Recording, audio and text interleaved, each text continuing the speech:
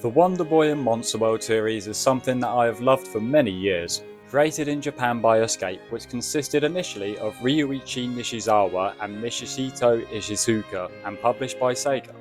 They began life in the arcades, then became console and home computer games too. In this video, I'm going to cover all of the entries and try to explain the whole naming and numbering scheme of them, along with regional name differences, which games are in the Wonder Boy series or Monster World series, or both, and of course not forgetting ports that are different franchises entirely. It can be quite a convoluted mess, but interesting nonetheless. These games are so important to me. They've been with me throughout my life in one way or another, and now I feel like it's time to share my thoughts and experiences with them in a video. This is the games of Wonder Boy and Monster World.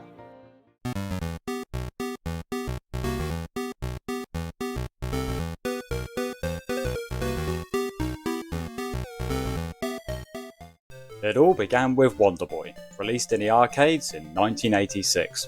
A level-based platformer where Tom, or Bockley Temjin, which translates to Book the Hero I think, is on a quest to rescue his girlfriend from a bloke who grows a new ponce every time you knock the previous one off. I think he's a Demon King or something. Tom Temjin sports a hairstyle somewhere between a blonde beetle and a top knot. He throws hatchets and rides skateboards that he finds in eggs for some reason, as he meanders his merry way through the land.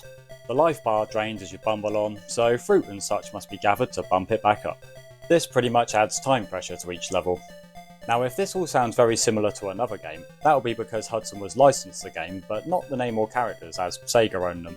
They went off to other platforms with it, and Adventure Island was born. That spawned its own bloody franchise with sequels that are not anything like the later Wonder Boy games at all, and instead follow this game's format whilst adding features all of their own. This won't be the last time Hudson pops up in this video. The first version that I played was the Sega Master System port, which is the best in my opinion as it adds extra levels and every 4 worlds, the boss is fought in the clouds instead of a castle. There's a unique boss tune for it too.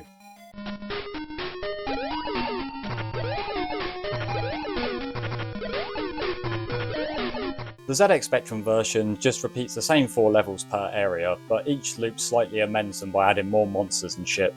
It isn't really the best port and I took quite the dislike into it when I first played it, but it has grown on me, and for what it is, I think it's fairly decent now. Considering the Spectrum's limitations, it's really not that bad at all. Overall, it's a great game and not as easy as it may appear. This wasn't the first Wonder Boy game that I played though. That honour goes to the next one, which is also my favourite of the entire series and the main reason I'm doing all this in the first place. Wonder Boy in Monsterland is the second Wonder Boy game, but also the first Monster World game, released in 1987. This game is a drastic departure from the first one. Now it's a level-based platformer with RPG elements thrown in. You've got a sword and you can buy armour, boots and shields. Also you can wield magic, like fireballs, lightning, tornadoes and bombs. Bombs are magic, shut up. Tom Lee Bock returns and has been tasked with killing a dragon that is terrorising the land. So off he toddles, stabbing creatures and getting money. Once again, your life will deplete if you take too long, represented this time by an hourglass. You can grab hourglasses to reset it and prevent yourself from losing a heart though if you're fast enough. The key to getting through it is to know where to find the hidden money by jumping around like a twat, and then knowing what equipment to buy at what time in order to get yourself a legendary set. There are shops sprinkled across the game that let you buy all this shit, and temporary upgrades like a helmet, gauntlet or wing boots. But they will close and become inaccessible after you buy something, or sod off without doing so twice, meaning you have to be decisive. There is also a side quest which is a chain of item trading that results in a final choice between the bell or the ruby. The bell can help you find your way through the final level, which is an unforgiving labyrinth that, if you take a wrong turn in, it will put you right back at the start. Also, this block jumping lift thing is a complete bastard and it can go fuck itself. The ruby weakens the final dragon boss a bit, so if you already know your way there, this will help you out because he is a fucker. Also, spoilers for a game from 1987, he is actually a robot. Yeah. You trudge through the castle and end up in some techno area, but sure enough you find a dragon. Alrighty then. However, after you beat his first phase, surprise, he's a robot and he came here in a UFO. From space. I have to admit, I love this. Another side quest is to obtain a legendary sword by finding other bosses dotted around the place and then beating the shit out of them in order to grab yourself a sword upgrade each time. Trust me, you'll bloody need it. Also gotta mention, the music in this game is bloody awesome.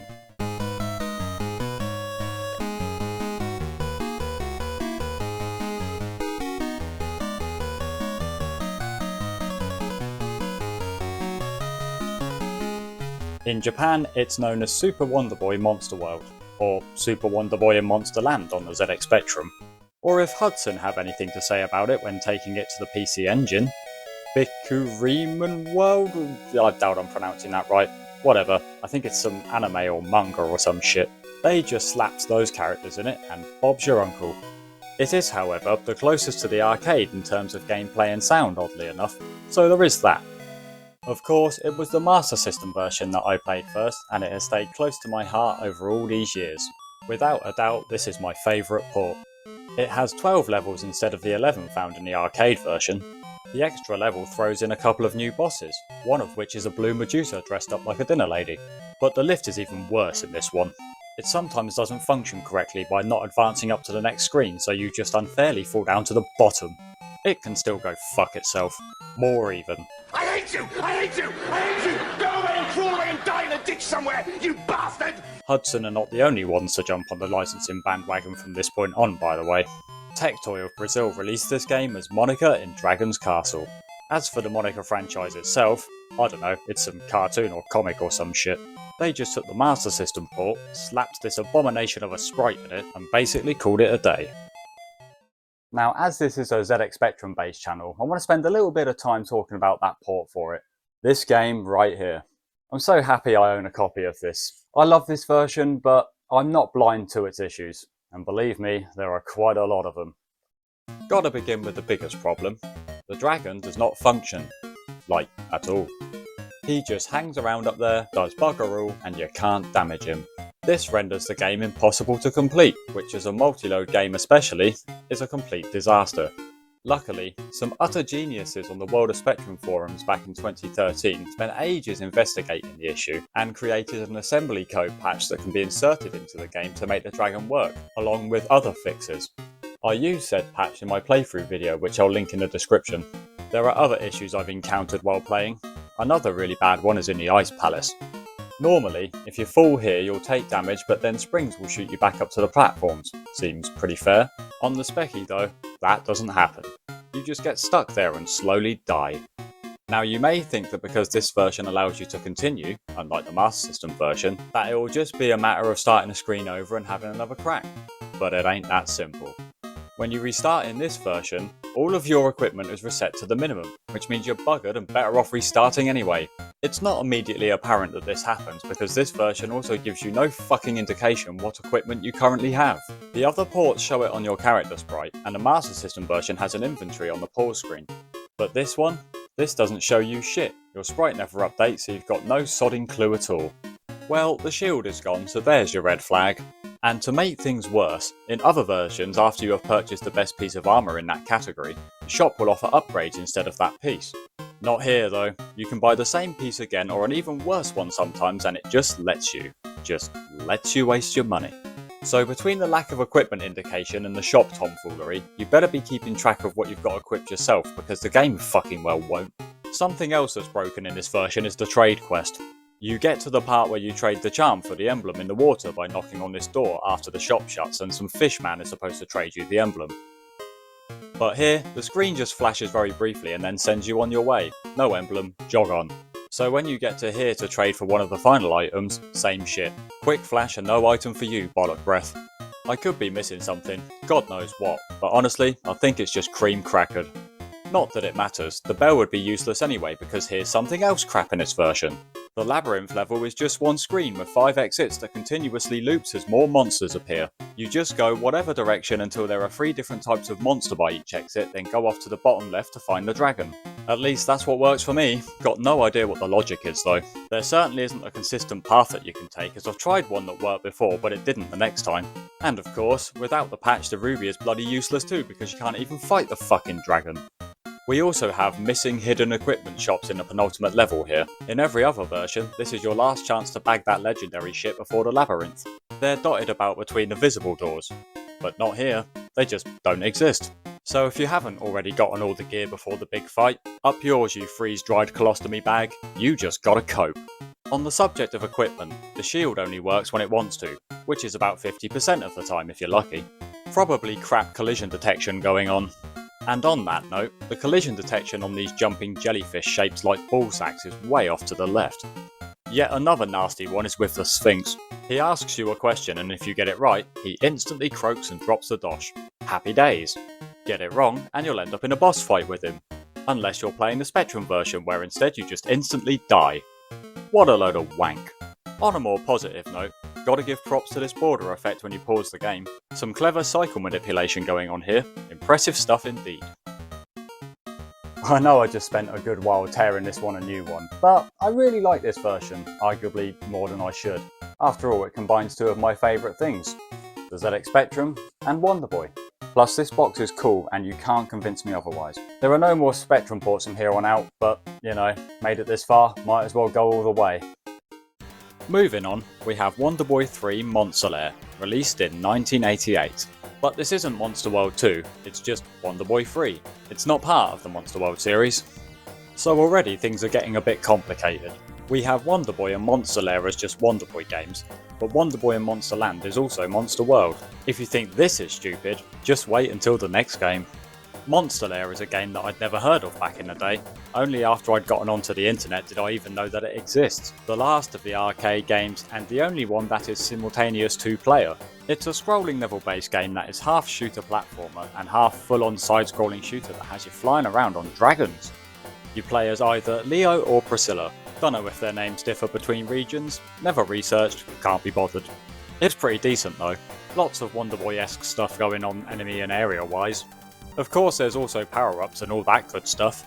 Plus the last boss is none other than Bockley Tom Tom Temjin himself. Well, some alien impersonating him by nicking the legendary equipment. Yeah, it ends up in space at the end. Still love that aspect. Far as I'm aware, the only port that got released is for the Mega Drive, but I never remember seeing it anywhere as a kid. Now though, I've landed myself a copy and had the chance to play it through. It's good fun. Really enjoyed it, even the utter chaos at some levels thrusted upon me. Bees and vultures being complete menaces especially. You can certainly tell that this was designed as an arcade game. It's clearly out to empty your pockets with pennies. I think some levels are trimmed out from the arcade version though, but that's not a deal breaker or anything. Also couldn't help but notice a fair few of the monster designs and a particular tuner introduced here that influenced later games in the series. I can see some people possibly not considering this one of the best ones as the gameplay and structure is generally simpler than other games in the series, which is fully understandable, but I enjoyed it for what it is. Kinda feels like a cross between the previous two games, taking aspects from each one to make something unique, though leaning more towards Wonder Boy 1 overall. I'm just thrilled to finally have a copy and get hands on with it after the many years that have gone by. It's always been the elusive one for me, kinda like a holy grail or something. Okay, so it turns out that I was wrong. While sourcing footage for this game, I discovered that there is also a PC Engine port. Hudson are here again, but this time they actually kept the name and kept the game intact, so there's a turn up. It also looks pretty damn good, truth be told. The only major differences I can spot is the lack of parallax scrolling and the music, which has been redone, probably due to being on the PC Engine CD. This game keeps surprising me over the years, it seems. Didn't initially know of its existence, and now only just found out that this port is a thing. So next we must have Wonder Boy 4, right? Wrong. We have Wonder Boy 3 The Dragon's Trap, or Monster World 2, released in 1989. This is a direct sequel to Monster World, aka Wonder Boy and Monster Land, but now we have two Wonder Boy 3s. I guess the idea was to make it number 3 as it's the direct continuation of Wonder Boy 2, but Monster Lair already exists, so yeah. Whatever the reason may be, you can see here that things are really daft now. Don't let the silly naming scheme fool you though, this is a stone cold classic. Many would argue that this is the best game in the series, and the best Master System game ever made. Although it is right up there as an all-time great, I would still give the edge to Monsterland, but that's just me. Objectively, this is the better game. So it kind of retcons Monsterland's ending. Sort of. After Bok McTom defeats the Mecha Dragon, now sporting green hair on his bonds, a blue flame with a face curses him and turns him into the fire-breathing Lizard Man. As the castle crumbles around him, he legs it out to a town and now must journey for the Salamander Cross in order to get back to normal.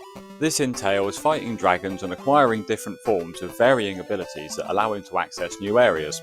Now, there are those that would call this a Metroidvania, but considering Castlevania didn't really fully adopt that style until Symphony of the Night on the PlayStation, many years after this game's release, I'm going to say that it is an adventure platformer RPG. That's a bit like Metroid. The town is your hub area of sorts. shops and hidden doors are all over the place. Same stuff applies as Monsterland, equipment and magic can be purchased. Boomerangs. Boomerangs are magic, shut up. And so are arrows. One thing that is wank about the shops though is CP, aka charm points. Stones and armour combine to increase your charm points, which are required for certain shops to sell you specific equipment. The stones are random drops from enemies for the most part, so you need a bit of luck on your side. Without enough CP, you're greeted by this shitty blue question mark that prevents you from buying that particular item. Are you taking a piss? Also, there is a church where you get passwords. That contains a smoking pig. No idea why, but whatever, he's cool. The passwords are worthless for the most part though. They don't retain your revival potions or magic from what I've experienced, which can leave you in a pretty crappy situation. Best to try and beat the game in one sitting really. There are chests around that contain money, magic, stones, and sometimes heart containers that increase your maximum health. The various creature forms that you get cursed with all have a unique trait. Lizard Man, as I mentioned before, breathes fire. We have Mouse Man, who looks like a dwarfed Mickey Mouse who can stick to these checkered blocks. Piranha Man, who looks like, I don't know, he's green and he looks like a lad, okay? Also, he can swim, unsurprisingly. Lion Man, who can break blocks above and beneath him due to swinging his sword in an arc. He's also the toughest of all the forms. And finally, Hawk Man, who is an awesome shade of red and flies. Once again, unsurprisingly. Later on, you unlock this thing that lets you switch forms whenever you want. Well, whenever you're there. The boss dragons look brilliant from a graphical standpoint, and all the areas are pleasing to the eye and fun to explore. As before, the music is awesome, possibly even more so than Monsterland, Monster World, whatever. By this point, Escape had become Western, or West 1 as many of us would have thought due to this classic cheat password. It eventually got released on the Game Gear where things got a bit squashed down to fit the smaller resolution screen, but it looks as if it's still the same great game aside from that. Plus, I imagine being able to take this game on the go was quite a novelty back in the day. Well, that is for about an hour or so, as the Game Gear would churn through 6 AA batteries in that time. Of course, Hudson nabbed this for the PC Engine and just called it Dragon's Curse. Aside from the higher frame rate, slightly improved graphics and music, and the human form being blonde, it's pretty much identical to the original game. But just to be more confusing, this game is called Adventure Island in Japan. It bears no resemblance to the other Adventure Island games either, as if this wasn't enough of a mess already. Speaking of mess, Tectoy return again, this time naming the game Monica's Gang The Rescue. The sprites look crappy to me. Look at this shit. Just lazily slapped in like before. Apparently the game is the same other than that though. In much better news, there is this astoundingly good remake from 2017 made by Lizardcube and published by Dotemu.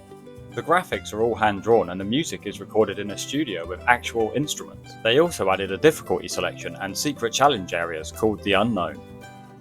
You can even swap to the original graphics and sound at the press of a button. It's so good, and if you ever want to play Wonder Boy 3, this Wonder Boy 3, I'd go as far as to say that this is the definitive way to do so. They did such an amazing job, you can tell it's a true labour of love. Hell, it plays exactly the same as the original game even though it's formatted for 16:9 widescreen. It's basically a remaster dialed up to 11. Also, it removes CP altogether and repurposes stones as rewards for beating the unknown challenges. So now it's time for Wonder Boy 4, right? Wrong.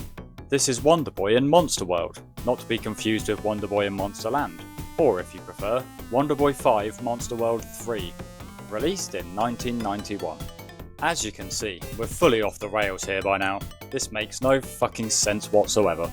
We have two Wonder Boy 3s and Wonder Boy 5, which in the West is Wonder Boy in Monster World, although Monster World isn't used as a name over here, only in Japan.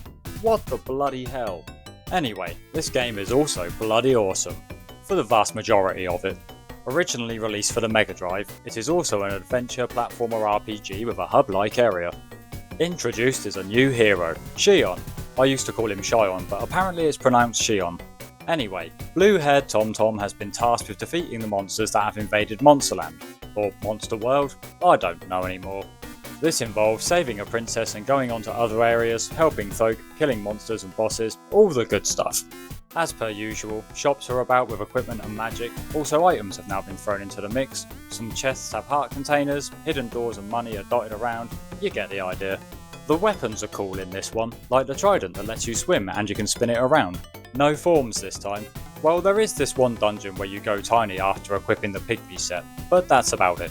This game is another one that goes bananas at the end story-wise, and chucks you into a spaceship off to an alien planet, where you fight robotic octopi, a bunch of the previous bosses again, and finally a giant brain-looking thing with an eye called Biomecha, whilst getting relentlessly assaulted by lasers and a saw. Plus you're on a conveyor belt that's moving against you during all this.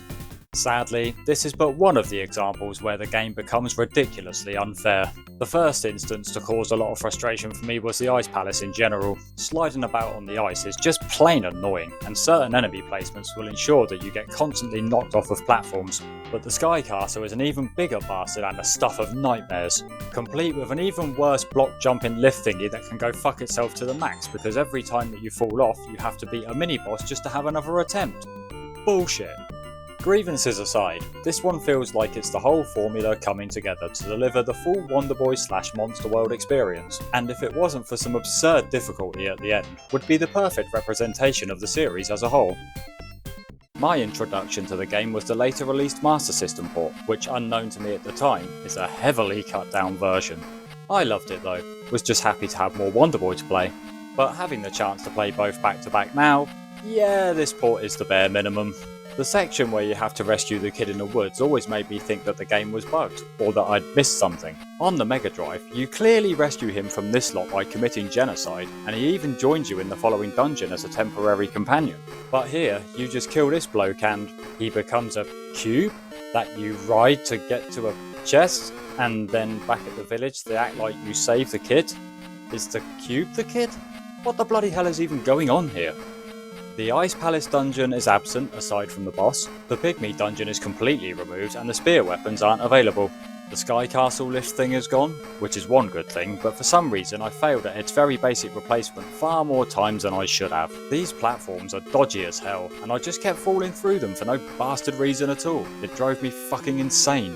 There is a lot more missing, but you get the idea. Of course, I imagine a lot of it is due to memory limitations, and honestly, I can understand that. One thing unique to this version is a 45 character password system.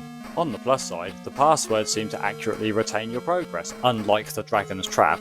I fully understand if people don't like this version, but I'm glad I played this one first, so that it wasn't just a disappointment after playing the Mega Drive port.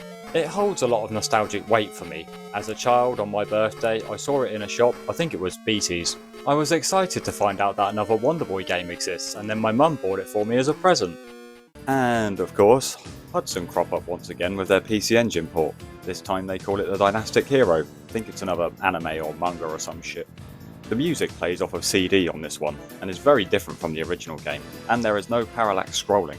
I think that's just a limitation of the console itself generally. Honestly though, for another Hudson reskin, this actually doesn't look all that bad, and wait a minute, look how easy the last boss is. What the fuck? Why did I have to endure hell on a treadmill when this blue insect looking prick gets an easier time of it? Oh, because apparently it's based off of the Japanese Monster World 3, which is also easier. So they just punished us in the West then? That's bullshit. But also kinda hilarious. One more time, we also have the Tech Toy version. Monica... Look at this title screen. Dear God, it is atrocious. Anyway, yeah. Monica's gang in the land of monsters. More sprite swaps and whatnot. Same old bollocks. Nothing spectacular, but it happened. So, now we must be off to Wonder Boy 6, right? Wrong. This is Monster World 4, released in 1994. Just Monster World 4, not a Wonder Boy game. You know, Wonder Boy, the thing that everything in this series has been so far. It was initially only released in Japan on the Mega Drive. So yeah, here we are. It's still a mess, but whatever, eh? It did later get officially released in the West in the form of the Sega Vintage Collection Monster World for the Xbox 360 in 2012, where it was translated to English for the first time.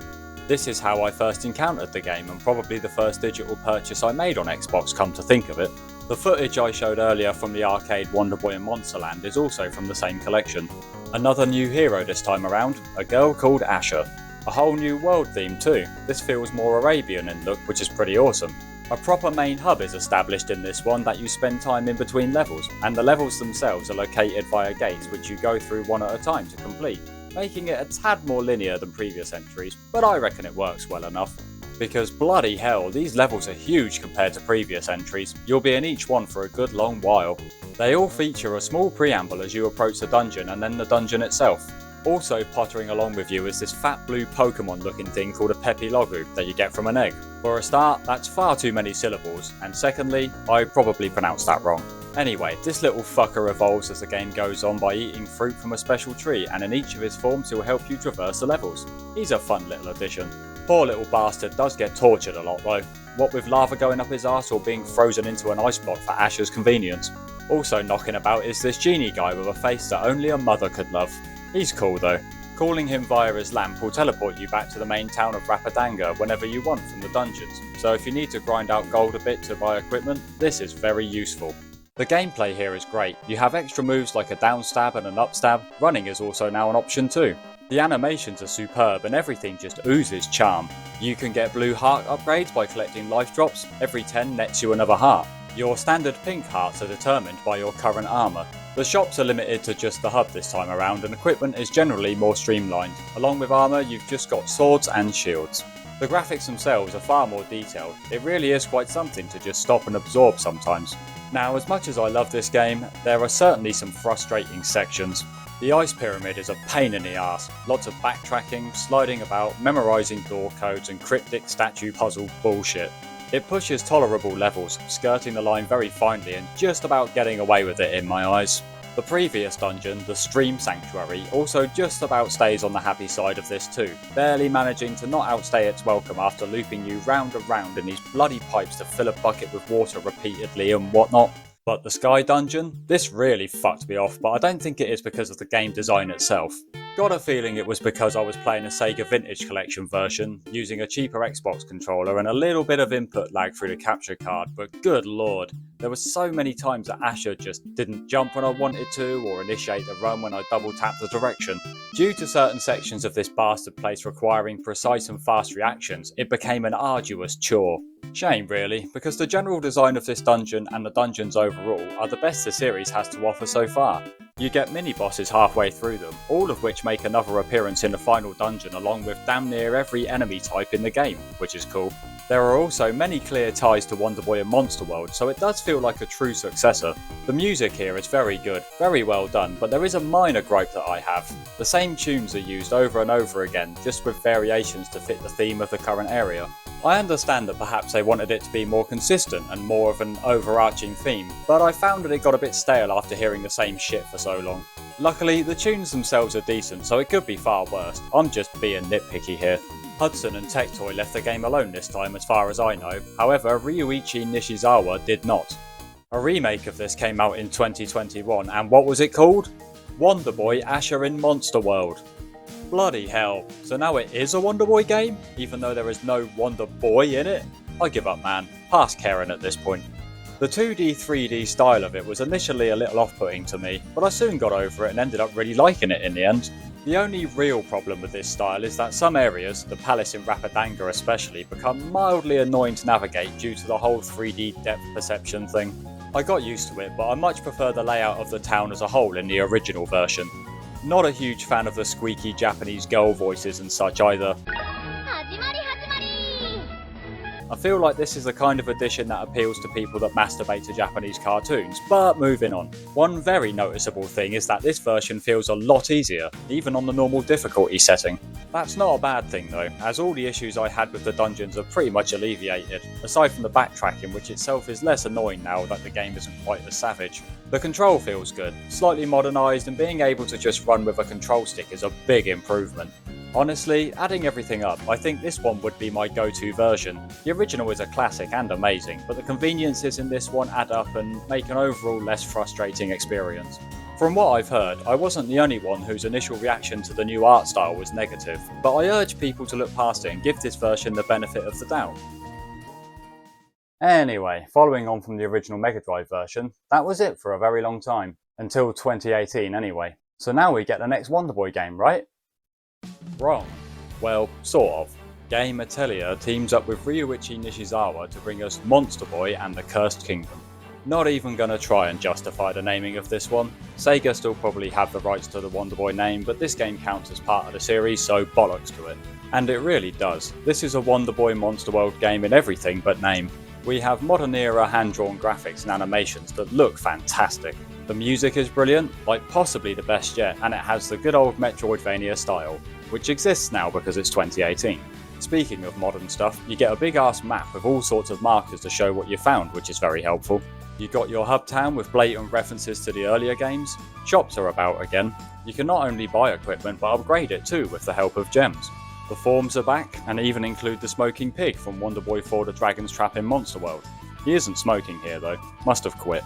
I really praise the design and ideas here for how the forms all have gimmicks that you need to solve puzzles and traverse screens, but for me it does feel overused sometimes. I imagine they're proud of it, and rightly so, but it's just crowbarred into far too much of the game for me, like they've gotten too carried away with it. The volcano dungeon is where I began to feel like I'd kinda had enough. Admittedly, I haven't actually finished this one, got as far as the Haunted Manor and decided to call it. I'll probably come back to it someday, but for now, I'm done.